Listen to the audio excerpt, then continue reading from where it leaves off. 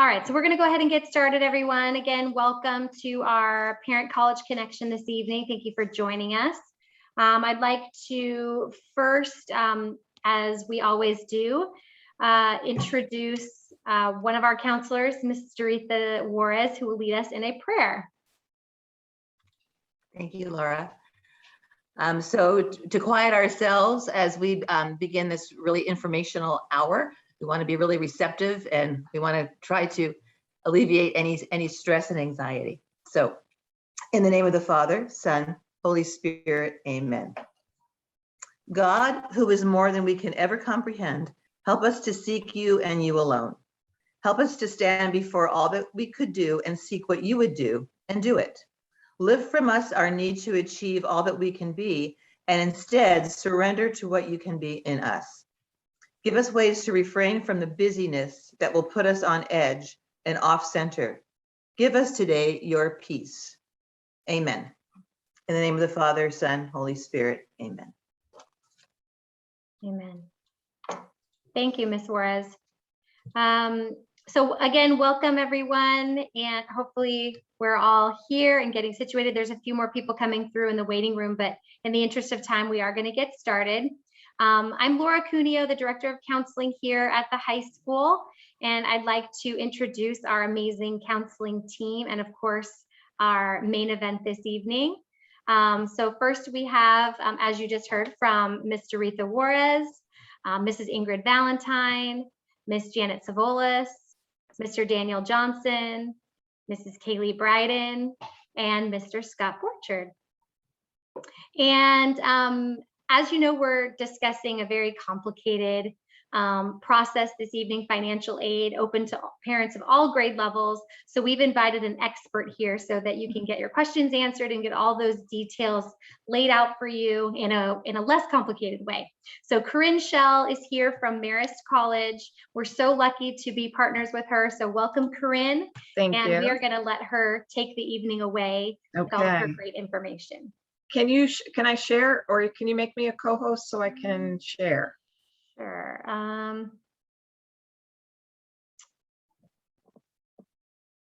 Let me see how I can do that. Give me 1 second. Sure.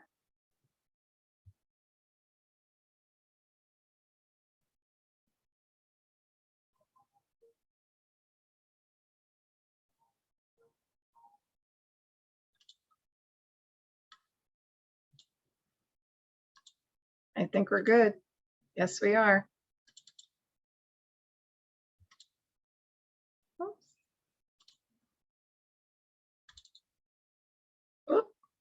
Okay, so good evening, everyone. As Ms. Cuneo mentioned, my name is Corinne Schell. I'm Director of West Coast Admission at Marist College, which is actually located in Poughkeepsie, New York, about an hour and a half north of New York City.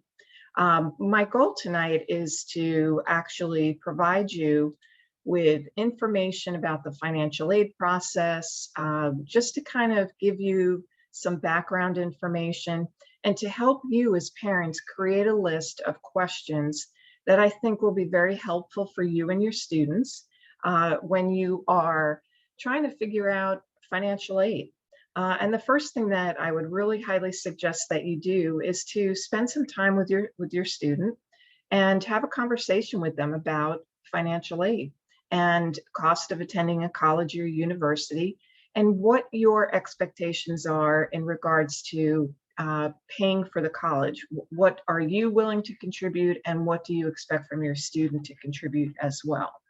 I also, in regards to financial aid, want to again help you create a list of the questions that I think are really important for you to know before the student makes a commitment to a particular school.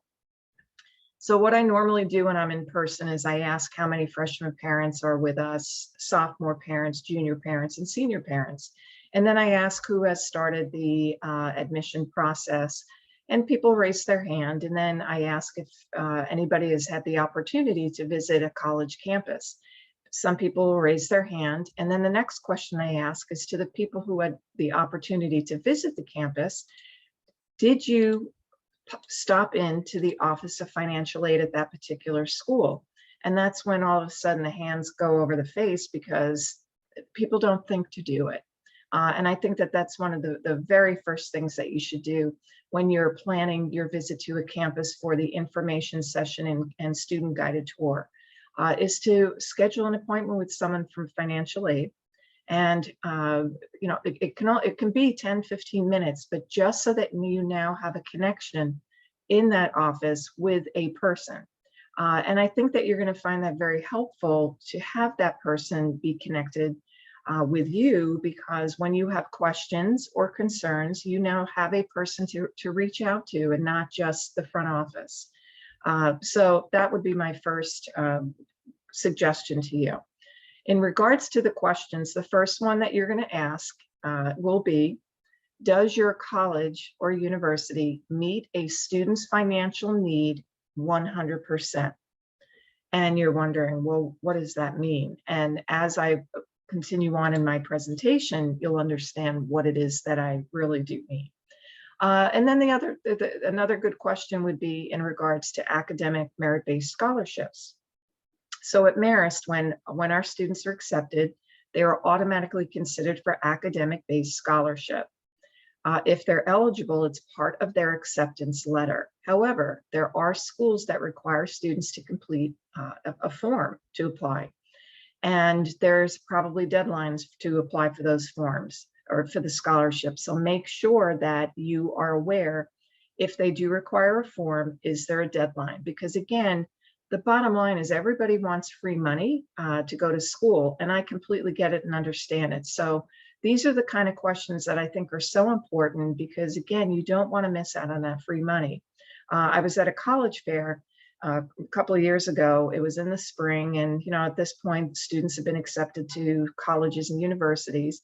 And a young man came up to the college rep next to me at the table and was so excited because he had been accepted to their school and was thrilled to be going. And then he asked the question about scholarship, and that's when the counselor was like, uh-oh, did you apply? And unfortunately, he didn't. And in situations like that, part of the problem is that there's the possibility that student may never be able to get an academic scholarship because they missed out as an incoming freshman. Or you can ask, is it possible to be reconsidered? Can they apply for it next year? Again, you don't know unless you ask. And then in regards to the academic merit-based scholarships, what you want to ask too is there what are the requirements to renew the scholarship semester or trimester or quarters at the college or university? For Marist, we want the students to have a 2.85 cumulative grade point average, and they have to be full-time, which is 12 credits. A traditional student takes 15 credits per semester, and we are a semester-based school, so that when they're graduating, they have completed 8 semesters for 120 credits. So if a student is getting a $30,000 scholarship, that would be $15,000 per semester. So the first semester they come in, they get their scholarship, but maybe after that first semester, they don't have the required GPA. We do allow them a 1 semester grace period. So we will still provide them with that spring portion of the scholarship. After that, they need to bring up that GPA, cumulative GPA, to above or 2.85 or above. And then also, we do require students to be full-time, as I mentioned before, which is 12 credits. But the typical student does take 15. If your student is only taking 12, then they probably will have to do an extra semester to catch up to graduate. You want to find out if that's the situation for your student, what happens? Will they be able to get it for that 5th year? Again, some schools are only 4 years, and others may provide you with the additional. So those are some of the questions to ask. So basically tonight, what I want to do for you is to just kind of talk about what is financial aid. You're going to hear a lot of acronyms over the course of the next year or 2 or 3. And what is the cost of attendance? What is the free application for federal student aid, otherwise known as the FAFSA? Hence the word free, because it is a free form. And in order to apply for any type of federal or state financial aid, you do have to complete the FAFSA. What is the expected family contribution, which is known as the EFC? What is financial need? The different sources of financial aid. And then the last piece is the CSS profile, which is a separate form than the FAFSA. Some schools will require the student to complete the CSS profile. You can actually Google schools that require the CSS profile, which out of our 4,400 colleges and universities in the United States, about 350 schools do require this additional form. And I'll talk a little bit more about that particular form towards the end of the presentation. Again, by reaching out to financial aid or doing the research on the different financial aid offices at the schools your students are looking at, you will know if they do require that particular form. And it is very intensive in regards to the information that's required for that form. So what is financial aid? Very simple. It's three areas. Free money, and again, we all want free money. The next is borrowed money, which is in the form of student loans. And then the last one is earned money. It's with students working on campus. That's basically what financial aid is. But it's funding that the federal, state, and institutions will provide students, if they're eligible, to help with the financing of their college education. So what is the cost of attendance? Very simple, otherwise known as the COA. It's your billable cost, which are your tuition, fees, room and board. It's the non-billable cost, which are books, personal travel. And this is going to vary, the cost of attendance for each of the schools that your student is looking at. You have 2-year, 4-year, public, private, international, domestic, religious, non-denominational. We all cost different amounts. So again, this will be different from each of the schools that your students are looking at. I know for myself at Marist, for my West Coast students, I make sure financial aid includes in this cost of attendance basically an average of what it's going to cost for the students to fly back and forth from the West Coast to the East Coast. So I make sure that they do that. And then completing the FAFSA. Before a student and parent can start the FAFSA, you have to have what they call as an FSAID.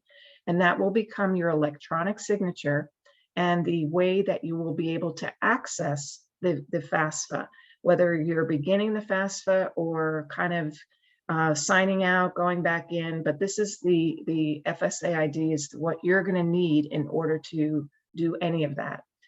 The parent needs one and the student needs one. If you have more than 2 kids in college, then each of your students needs their own, but you as the parent can still use the same for you for each of the students that you're completing the form for. My suggestion would be do each student individually to avoid any type of error. I know that myself included, we tend to kind of rush through directions and instructions, and the next thing you know, whoops, you made a mistake. In the world of financial aid, the expressions, the early bird gets the worm and the well runs dry, is very true and factual in regards to institutional money. Again, that's the free money. So before you can even start the FAFSA, you have to apply through the federal government, which I have the link up here. You have to apply to the federal government to obtain this FSAID. It will take the federal government anywhere between 1 to 3 days for them to turn it around to get you that FSAID. So again, make sure you're doing this at least a few days before you're anticipating on beginning the FAFSA itself. And then the federal government, what they do now is for the students that are seniors right now in high school that are applying for financial aid as freshmen for the 2022-2023 academic year, the actual FAFSA was opened on October 1st. So any junior parents in the audience, yours will be open October 1st of 2022. When you are beginning this or completing the form for the seniors, you're going to be using income tax information from the year 2020. And the reason why the government has decided to go the prior year is because most people will have already completed their tax returns. Now, with the year of COVID, since everything has been a little different, unfortunately, the FAFSA, you still have to provide them with the information, the income information from your federal tax return from 2020. But if you were furloughed, lost a job, have parents living with you now, anything that you, your hours were cut, your pay was cut, if you don't feel that 2020 is a true reflection of what your actual income is, then you would need to write a letter to each of the schools that your student is applying to, asking them to use projected income for the year 2021. And give the reason why. If possible, I would appreciate, or not if possible, I would appreciate if you could use projected income for 2021 due to the following reasons, and then list the reasons. And fortunately, we've already completed 10 months out of the year 2021. So you'll have accurate information, and then just estimate for November and December. And again, that's for parents that are parents of senior students that will be heading off to college in the fall.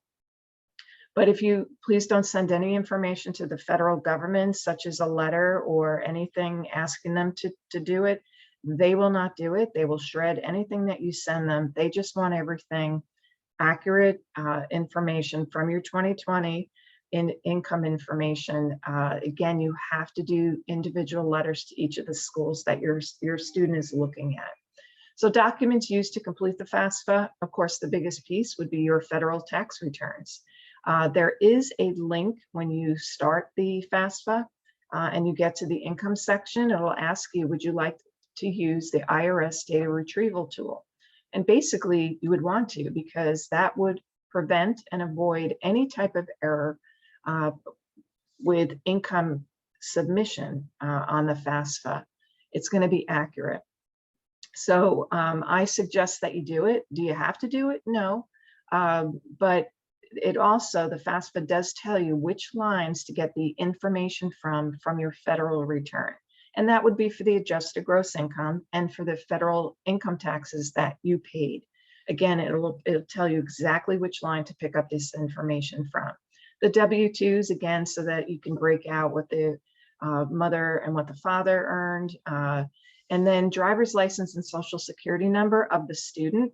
Driver's license number, of course, is optional, but it's just another way that the federal government can identify the student. And then the social security number. I know some families are a little nervous about listing a student's social security number. Please don't feel that way for FAFSA. It's in order for the student to receive financial aid anyway, you're going to have to provide the school the social security number.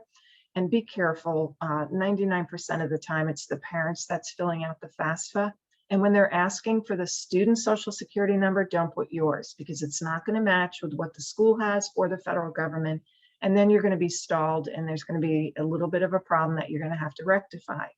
And again, early bird gets the worm, and you don't want to miss out on that free money. Records of untaxed income, which could be anything from unemployment, workman's compensation, child support that's received, your bank statements, so that when you're listing your assets, then you have that information in front of you. Again, the IRS data retrieval tool is a great thing. So I highly recommend that you take advantage of it. And what they'll do is when they find the match with the IRS, then they'll populate those the tax information on your returns on the FAFSA. And this is how FAFSA works. FAFSA gets completed by the parent and the student, and it is processed by the federal government. When it's processed, a student aid report, otherwise known as a SAR, will be generated, and it will go to both the student and the college or university. So the student gets it, and they will find out what their EFC is, and it'll tell them if they're eligible for any type of federal grants, and student loans will be listed on that as well. However, if the student is, say, applying to 16 schools, FAFSA will only allow you to list 10 schools. You can pull the first 10 schools off, add the next 6 schools, and hit submit. Pretty simple. On the college side, we will receive that information, but we don't do anything with it until the student has, number one, applied and been accepted. Once the student is accepted, then we will put together financial aid packages for you. And if your student is applying to 16 schools and they get accepted to all 16 and you've done the financial aid for the 16 schools, you will have 16 financial aid packages to take a look at. And then you can compare and contrast the difference between what is offered and what wasn't at the different schools. So what is the expected family contribution? It's actually 2 pieces in one. It's the student contribution, and then it's the parent contribution, and that equals the expected family contribution. So there's a section on the FAFSA for students' income and asset information, and there's also the parent section, income and asset information. So you're going to fill all of this information out. You submit it to the federal government, and they're going to come up with that EFC, which will be a number of what they feel you can reasonably be expected to contribute towards your student's education. Now, this EFC will remain the same no matter what schools that your student is applying to or has been accepted to. So basically, I'll give you 3 scenarios. We have a school that cost of attendance is $20,000. The next school that we're looking at has a cost of attendance of $40,000. And then the last school that we're looking at has a cost of attendance of $60,000. You and your student complete the FAFSA. The government comes back and says your expected family contribution is $20,000. So at that first school, where the cost of attendance is $20,000, your EFC is $20,000, you are not eligible for any type of need-based financial aid.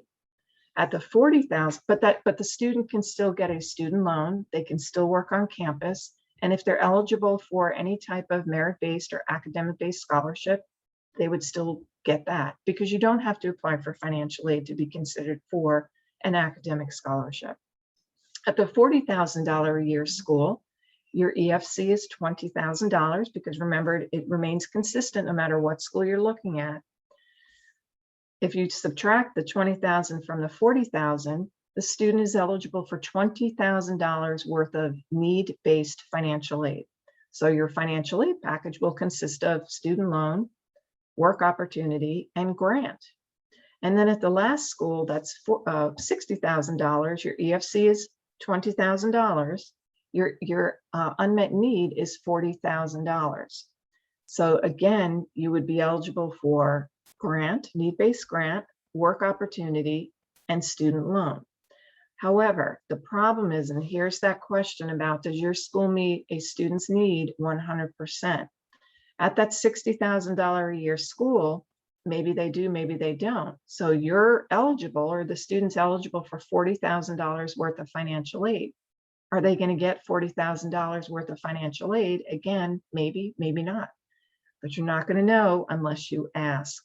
And I think it's important to ask that question, because again, the last thing that you want is in mid-April, when the student has to make that admission decision by May 1st, that, oh, wait a minute, we only received $30,000 worth of financial aid, and $5,000 of that $30,000 is for work study, which does not come off the bill.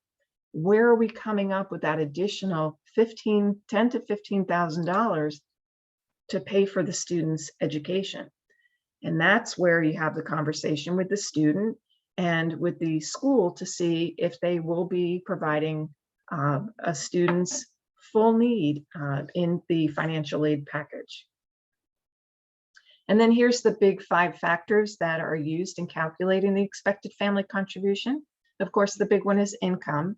And again, if your income is different than the year that you're using to fill out that FAFSA, you need to write a letter asking to be reconsidered based upon the following reason and provide them with the projected income.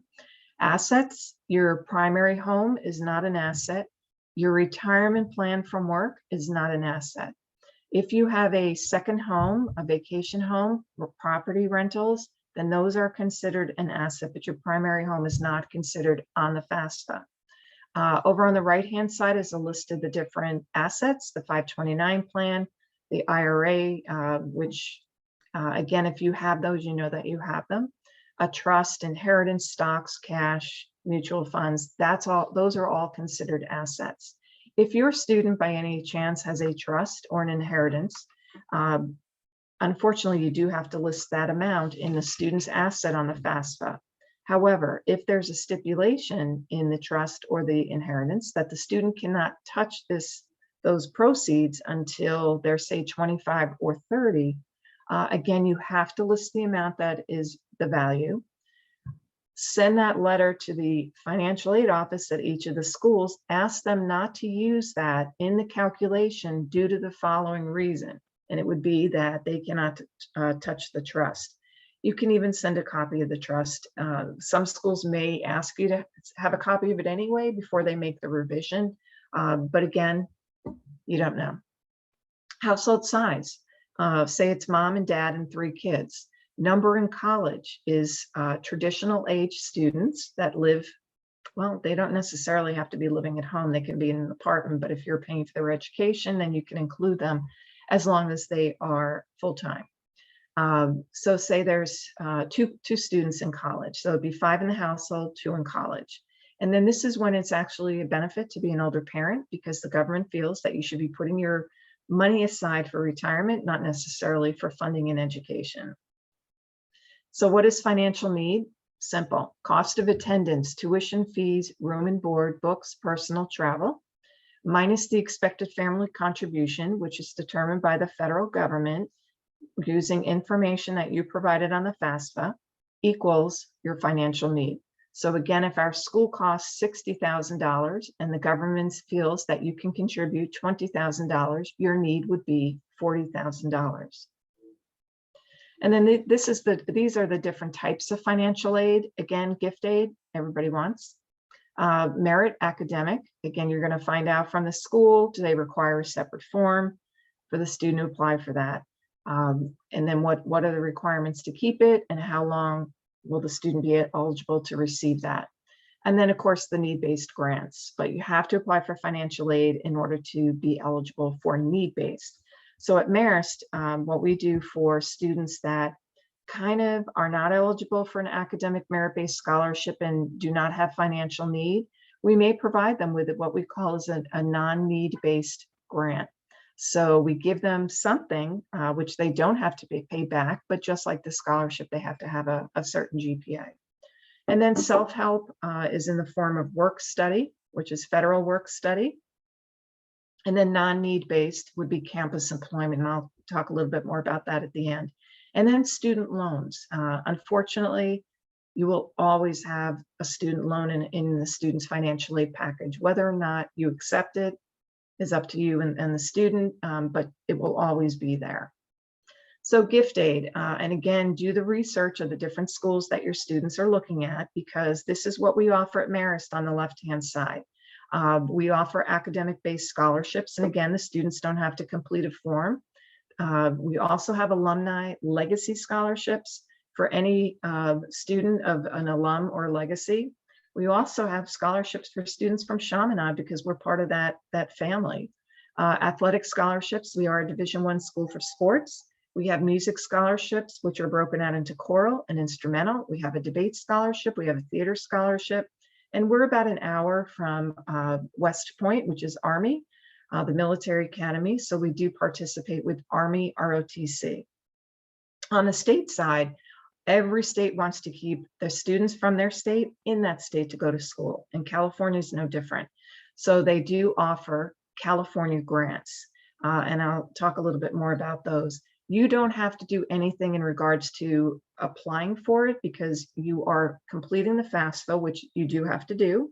And then your school will provide the Cal Grant verified GPA, because there is a GPA requirement, to the state, so that the state will make the determination of what the student is eligible for based upon your net taxable income from your state return.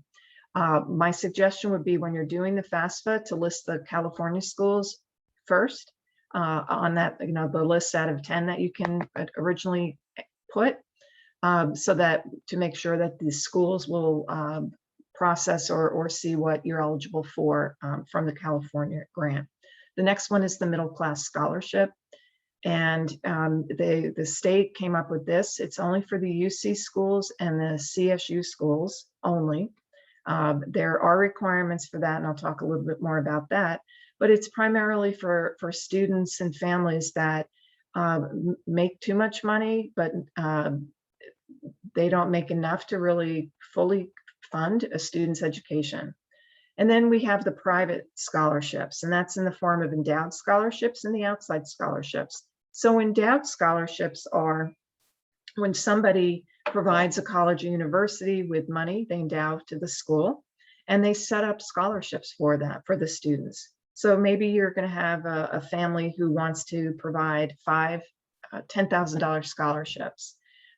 There will probably be an application to complete, a transcript to be submitted, a copy of probably your student aid report to verify that you applied for financial aid, which would show financial need. And then some of them are very specific in regards to it's for a communication major, that's public relations, could be from a particular high school, and it could be from a particular state. But there are some that are for a good academic standing student. And why wouldn't your student qualify? So check out the financial aid pages to see what their endowed scholarships and if there's any that your student can apply for. And then the other one are the outside scholarships. You can get a list from probably your college counseling office, your library, your chamber of commerce. You can even go online and Google scholarships for incoming freshmen, and you'll get a list of them. What happens with the outside scholarships if your students apply? They, again, will probably have to complete a form, submit a transcript, a copy of the FAFSA, and do an essay. And if they do receive a scholarship, they can be anywhere from $500 a year up to $10,000 or $25,000 a year. If the student does receive it, the college or university has to be notified. And at this point, everything is done electronically. So it would go automatically to the school, and the student would have to go to the bursar or the business office to sign some documentation that they're aware that they received it and it's going towards their bill. So these are gift aid, which are in the form of grants through the federal government. First one is the Pell Grant, and that's for economically disadvantaged students. It is based on the student's EFC. So of course, the lowest EFC a student can have would be 0. And depending on the school that they're going to, which would be the cost of attendance and what their EFC is, will determine the amount that they would receive. So at that $20,000 a year school, if their EFC was 0, they wouldn't receive the full maximum amount, which would be $64.95. It would be prorated based upon, again, the cost of attendance and the EFC. They have like a chart. So here's the cost of attendance, here's the EFC, and depending on what it is, that's how it falls. At the $60,000 a year school, if a student has the EFC of 0, then they would receive the max of $64.95, which is the amount for this year.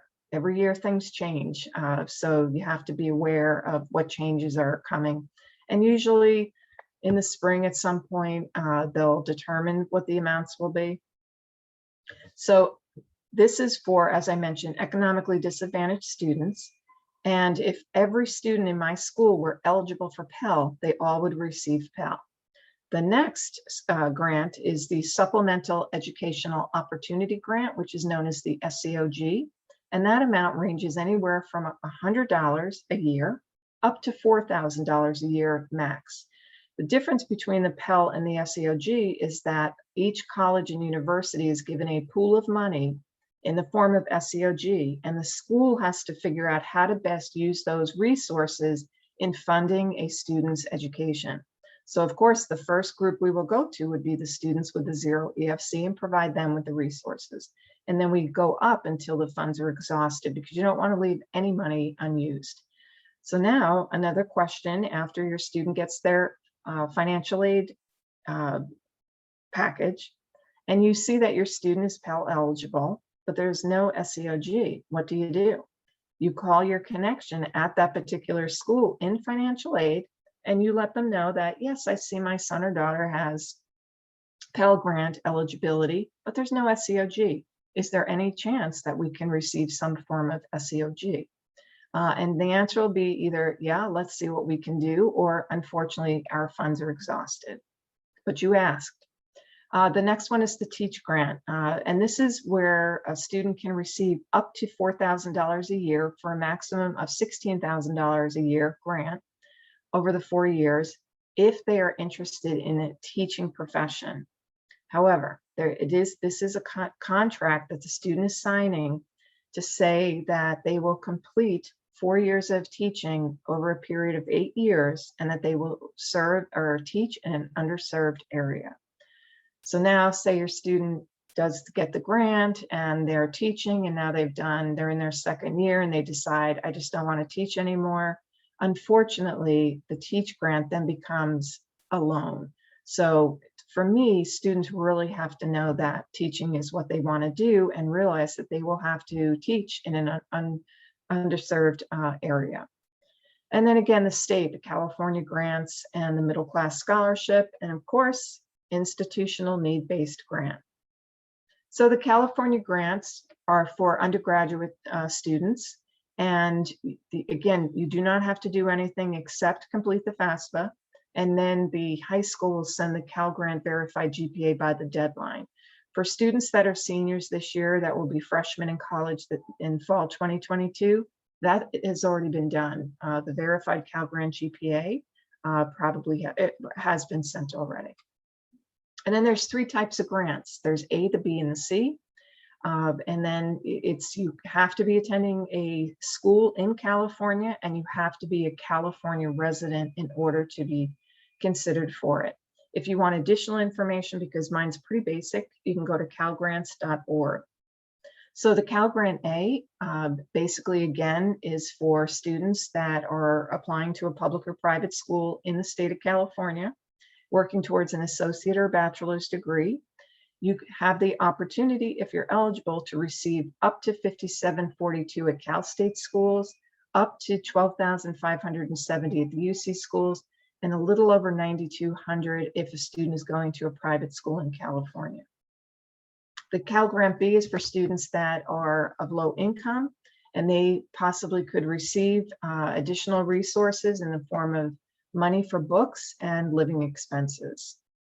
And then the Cal Grant C is for students that are looking to complete a certification program, a certificate program, or some type of vocational courses. And they can receive, again, money for books and equipment and for tuition and fees.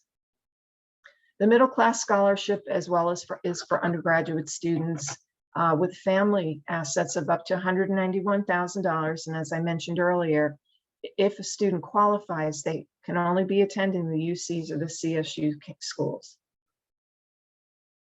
So students whose families have income and assets of up to $191,000 are eligible to apply. If you receive it, you will receive no less than 10%, but no more than 40% of the system-wide tuition and fees at the UCs and the CSUs. However, one more slide. There's no set amount to what the students would be eligible for, and it's going to vary student to student based upon their financial aid package, what their expected family contribution is, and it will depend on the number of students that qualify in the state and what the state budget is. So again, who knows what the amount would be. And then student employment. Many times I do hear from parents that, especially incoming freshmen, they don't want their student working. And I don't agree. I think it does several things for students. Number one, they earn a paycheck. They have money. It also teaches students time management, because they have so many things that they have to do in a week, and working would be one of them. So maybe they're going to work 10 hours a week, and that would be maybe 2 hours every day. Or maybe they don't have classes on Tuesday, so they decide to do 5 hours on Tuesday, and they have their morning free on Thursday, so they'll work those days. And then each semester or quarter or trimester, Of course, our classes change, so they would just readjust their schedule for when they would be working. And students can work anywhere from 2 up to 20 hours a week. Basically, they can work in the library. What a better place to do homework. They can work in the athletic department. They can work in the admissions office as a tour guide. They can work anywhere on campus, the dining hall. So that is some of the benefits. They meet people. They will also, maybe gain a skill, depending on what it is that they're going to be doing. So in regards to work study, remember that, as I said earlier, when you get your financial aid package, if your student is eligible for federal or campus-based work study, you'll see an allocation on their financial aid award package. Please know this money does not come off the bill. And I've seen people, again, we don't read directions or instructions, so that when they're submitting their payment for the semester, they think that they have paid their entire bill, and then all of a sudden they get another bill for $2,500 because, again, we're semester. They took off from the bill the $2,500 for this fall for their allocation. And again, it doesn't come off. So you just need to be prepared for that. Now, we will have a college work study fair, campus work study, federal work study fair for students that were allocated with the federal work study money. And it will be the first week of school, and the students go around to all the different departments. For us, it's under a big tent, and they get a job. They apply for jobs. So we have to provide this for the students that have the federal work study, because we have an agreement with the federal government. They give us money. All of our colleges and universities, they give us a pool of money, and they'll pay, say, 60 cents on the dollar. The college or university pays the other 40 cents. The campus employment, the college or university pays the full dollar. So again, it really is more advantageous for us to employ the students that have the federal work study. But that doesn't mean if your student doesn't qualify that they cannot work on campus. They most certainly can. After a 2-week period of time is when we feel that students who had work study could have already gone and found a job on campus. So then we open up all of the remaining jobs for students. And in reality, any student that wants a job more than likely will have no problem finding a job on campus. So federal direct student loan is broken up into subsidized and unsubsidized. The difference is that the subsidized is need-based. So again, if you apply for financial aid and the cost is $60,000 and your ESC is 20, then you would be eligible for need-based financial aid. But if you're looking at that $20,000 school and your EFC were 20, there's no need-based financial aid eligibility. The student can get the unsubsidized Stafford loan. The difference in the two is that the government will pay the interest while the student is in school for the subsidized, and the student would be responsible for interest payments while they are in school for the unsubsidized. That doesn't mean that you have to pay the interest at that time. You can accrue it, but basically that would just mean that you're going to pay a little bit more at the end. So I would check with the school that your student decides to attend to see what the amount would be for the interest on that loan. And if you can swing it, then pay it. If not, no worries. Every July 1st, the interest rate will change. Due to COVID, it really dropped dramatically over the past couple of years, and now it's kind of starting to inch its way back up. And an incoming freshman can borrow up to $5,500 in the student loan. Again, I do hear families state that they don't want their student to have debt. And I understand, but I don't agree. I think it's really helpful to the student, even if you just do it for 1 year, have them take out the loan, because it's going to do a couple of things. It creates buy-in, because now they are financially responsible for a portion of their education and they have to pay the loan back. It really helps them with their credit. Unfortunately, students that don't take out the loan, it's a little bit more difficult for them to establish credit down the road, where students who are now paying their student loan they can make, say, maybe 6 or 8 months of consecutive payments on time and what is owed per month.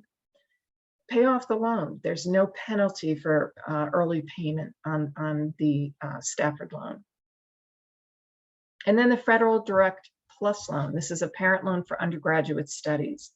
It is credit-based. You do have to complete the FAFSA if this is something that you are interested in pursuing. And it's only for parents of students that are dependent undergraduate students. If you apply for the Plus and are denied, your student can borrow an additional $5,000 in the unsubsidized Stafford loan, but you do have to apply for the Plus and be denied. And again, it is based on credit. You can borrow the cost of attendance minus all financial aid. So if we go back to that $40,000 or $60,000 a year school, say the school gives you the $40,000. So it would literally be $20,000, which is your EFC. You can borrow $20,000. You can never go over the cost of attendance in any of these type of loans. Repayment will begin 60 days after the final disbursement has been paid for that year. So again, Marist, we are semester based. Our second semester begins around Martin Luther King in January. 2 weeks later, financial aid is put on the student's account. And it's at that point, 60 days from there, that the parent would be making payments on that Plus loan. And then the private loan, not really a fan. This loan is in the student's name. It is credit-based, but what 17 or 18-year-old has credit? Nobody. So in order for them to apply for this and for them to be approved, they're going to need a co-signer. And if I had a big mirror, I'd be holding it up right now and pointing it at you, because you would more than likely be the co-signer, if not the grandparent or a very kind aunt or uncle. And just like the Plus loan, you can borrow the cost of attendance minus all financial aid. The interest rates will be different than the Plus. Check with the school that the student ends up attending to see what their preferred lender list is. And you would go from there. Monthly payment plans, I absolutely love. They come in the form of 10-month payment plans or 12-month payment plans. And what's nice about this, there's no credit review. There's a small fee, application fee. And whatever your balance is for the entire year, whether it's quarters, trimester, or semesters, you can pay the balance of what you owe for that entire year over 10 or 12 months. I love this because, again, sometimes it's easier to come up with a monthly payment than it is one lump sum in fall or spring or once a trimester or once a quarter, which I think is great. And then what happens is a lot of times people are like, oh, financial aid, yeah, no worries, we'll be able to swing this. And all of a sudden the bill comes in July, which is due in August, and you're like, ah, wish we got into that payment plan. You still can do it. You would just have to go back and make up the months that you missed to kind of catch up. But I think this is great. So say, for example, you wanted to do a Plus loan, the parent loan for undergraduate studies, say you wanted to do it for $20,000. My thought is, why not do it for 10 and do the payment plan for 10? So if you're doing a 10-month payment plan, you're paying $1,000 a month, and then you're only borrowing $10,000, which is less, half of what you originally thought you would pay. If not, you can always do what you would like. And then the profile. This is the College Scholarship Services profile. This is the other financial aid form that some schools require. As I mentioned earlier, out of our about 4,400 schools across the country, about 350, 360 schools require it. Stanford, USC, the Ivy Leagues, they all require it. Again, you can Google colleges that require CSS profile. You'll get a list of what they are. Just like the FAFSA, you can begin this form October 1st. And a majority, as I mentioned, of our schools don't require it. We don't require it. We only require the FAFSA. Schools that require it will be probably meeting your student's financial need 100%. So the best way for me to describe the difference between the FAFSA and the profile, And you still have to do the FAFSA, which you would be applying for federal, state, and at most of our schools, free money, the grants. So on the FAFSA, if you are a single parent household, the only thing that is needed on the FAFSA is the custodial parent's income information. The only thing that the FAFSA will be looking for from the non-custodial parent is the amount of child support that is paid. That's it. They're not looking at anything else but the custodial parent's income information and the amount of child support that the parent paid, or the non-custodial parent is paying the family. The profile, they want the non-custodial parent's income information. If they have remarried, they want their information. Your home value, your primary home is listed on the profile. They will allow you to list the private school tuition that you're paying, where FAFSA will not. The federal government feels that there's plenty of public schools in your area that you could send your students to, that it is a personal choice to send your kids to private. But the profile will allow you to list the amount of money that you've paid for the private. Now, if you do have that single parent situation, it does not matter who claims the student on your tax returns. It's based upon that custodial parent. On the FAFSA, that is it. So, don't be worried that, oh, I have to make sure I claim the student because they're looking at my income information. It does not matter. So back to the profile, October 1st is when you can begin it. If you have to do it, it's $25 for the first school that requires it. For any school after that, it's $16 per school. And then again, here's that additional information: home value, the private school tuition. They'll allow you to list medical, dental not covered by insurance, non-custodial parent information. And that's pretty much it. And then points to remember: make sure to read FAFSA and profile. Take your time.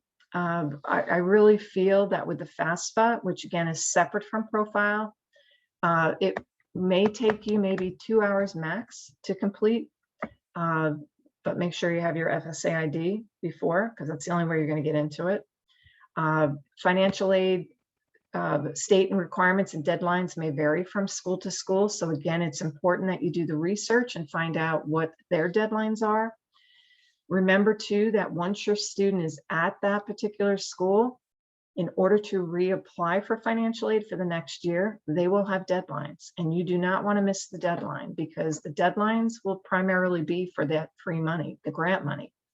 And if your student is receiving, say, $30,000 worth of grant based upon your EFC, an unmet need, and you don't meet the deadline, you have the possibility of losing that $30,000, or the school reducing it because you didn't follow the deadline or the student didn't submit by the required deadline. So make sure that you look at deadlines. After the first year, the student will receive a renewal from the government, which will be populated with information already. You just add information in certain areas. So the income, the assets, the number in the household, the number in college. Of course, everybody ages a year, so your age as a parent will be 1 year older. But again, make sure that you look at the deadlines to resubmit for the next year. You don't want to lose that grant money. A couple of things before we conclude. Here's some online resources that you may find helpful. Just one thing: every one of our colleges and universities are required by law to have what we call as a net price calculator. And basically what it is, go to the financial aid page of the different schools. They'll ask you income, asset information. They'll have you fill out some data that's needed in order for them to get an idea of what you would be eligible for at their particular school. So again, not really a big fan of it, but we are required to have that. A couple of things. If you have a student that's currently in college and you completed the FAFSA for them, and you only had the one in college and they received their financial aid package, but now you have the next one coming through, and say they'll be a freshman in college when the one that's already there will be a junior. The one who's the older student, when their financial aid was calculated, was based on one. I would reach out to their financial aid office and write a letter and ask for the student to be reconsidered for additional resources, because now you have two in college. Many times, whatever a student comes into that particular school with in regards to financial aid is what they're going to remain with over the course of those 4 years. So if the student came in with, say, $10,000 worth of grant, but now you've got two in college or maybe three, and now you got to you have to finance 3 educations, maybe they'll increase that grant, but otherwise you will remain consistent with that $10,000 a year as long as there's financial need. But remember, in that same situation, the older one's going to graduate, and then the one that was a freshman when the older was a junior will now be the only one in school. So the EFC is going to change, which means your financial aid package for that student will change unless you have another student that's kind of following right behind them into college, and you're still going to have 2 in college on the FAFSA. So those are a couple of things that I really think are important to think about, because the last thing that you want to be is blindsided with the older one graduating, and now you've got to come up with X number of dollars in addition to what you've already had to come up with for that second student. So I just think that that's really important. The other thing also that you may want to consider in regards to the scholarships, again, many schools, whatever the students come in with is what they're going to remain with while they're at that school. I would really recommend and suggest that you possibly ask, is there any opportunity that a scholarship can be increased? Say your student does really well academically, and you feel that they should be eligible for additional scholarship. I would ask them, again, at least then you're going to know that if your student received $30,000 academic-based scholarship, that's the maximum amount that they will receive over the course of their 4 years. Some schools may have the ability to increase the scholarship, but again, you don't know unless you ask.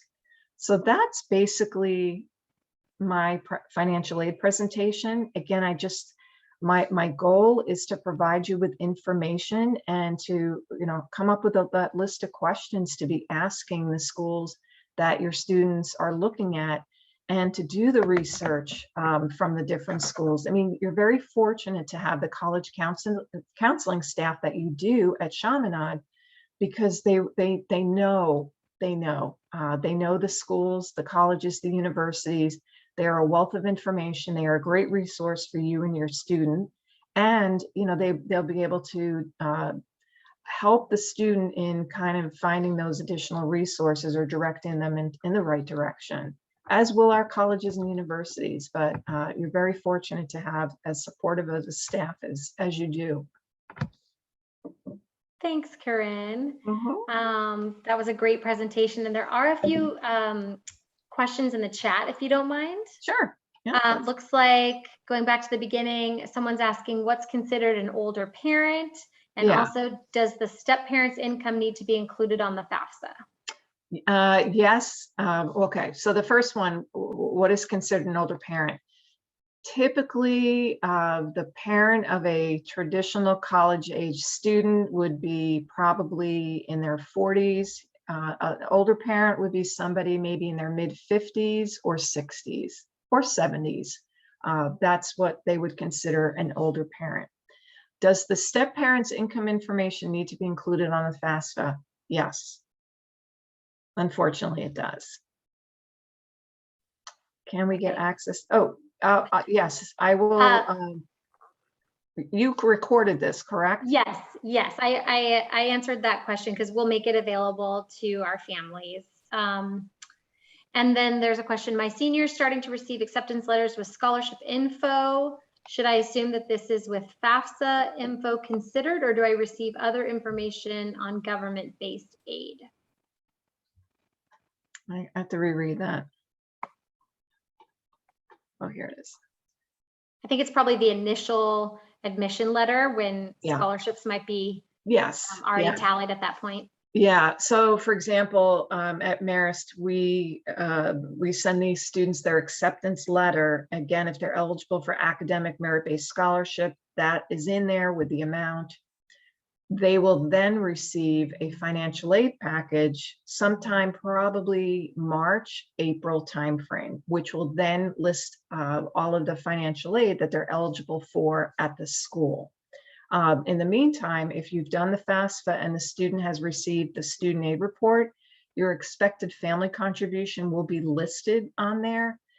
So you'll be able to go to the websites and see what their cost of attendances are and subtract that expected family contribution and what you should be entitled to or not. Great. Okay, my son Then- applied early action. I'm still working on the FAFSA. That's okay. You know, and a lot of times too, I always suggest make sure by Thanksgiving you have that form submitted. That's a really good indicator, you know, in regards to timing, because again, you know, depending on if a student is done early decision or, you know, some early actions have deadlines. So make sure that you look at the schools that your son applied early action to see if there is a deadline for them. And then do college websites list all the grant merit scholarships they can apply to? They should, yeah. So custodial parent, yes. Step parent and the child support, correct. And just, I think as an overall reminder, something that I think is really good advice, and that I know we tell students all the time when they're in their senior year, is don't be afraid to reach out to the schools themselves. Oh yeah. You know, regarding deadlines, options, and then even just asking questions, asking for more opportunities than what's been given to you. It doesn't hurt to ask. Yeah. And then It's a one good last thing, and this is kind of my thought, and having been in the industry for 37 years, many times families will write a letter looking for additional financial aid. So they receive their financial aid packages, but they feel that it's not enough. They would like more. And I, you know, again, I understand it. One of the things that you need to do when you get your financial aid packages at the schools is accept or decline. And of course, everybody will accept their merit-based and they'll accept their grants. Many times we do see that a parent who doesn't want their student to have a loan or work, they'll decline, but they still write the letter looking for more free money. You know, sometimes I think colleges and universities may take a look and see what the student's financial aid pack, I mean, they definitely will look at what their aid package was. And if they see that the student has declined the self-help portion of financial aid, they may not give you additional free money. And even if you accept the loan and the work, it doesn't mean you have to take it out. You may get a call or an email or a text asking or mentioning, you know, hey, you wanted the student loan, but you haven't applied for it yet. Well, we decided we're not going to do it this year. That's all you have to do, but I would not decline it and then go looking for additional free money from the financial aid office. Their expectations are students will help, you know, which is the self-help in the form of the loan and the work. Great, thank you. Are there any last questions? We do want to respect everybody's time. It's a little past 6:30. Are there any last questions anyone wants to unmute themselves and ask or put in the chat?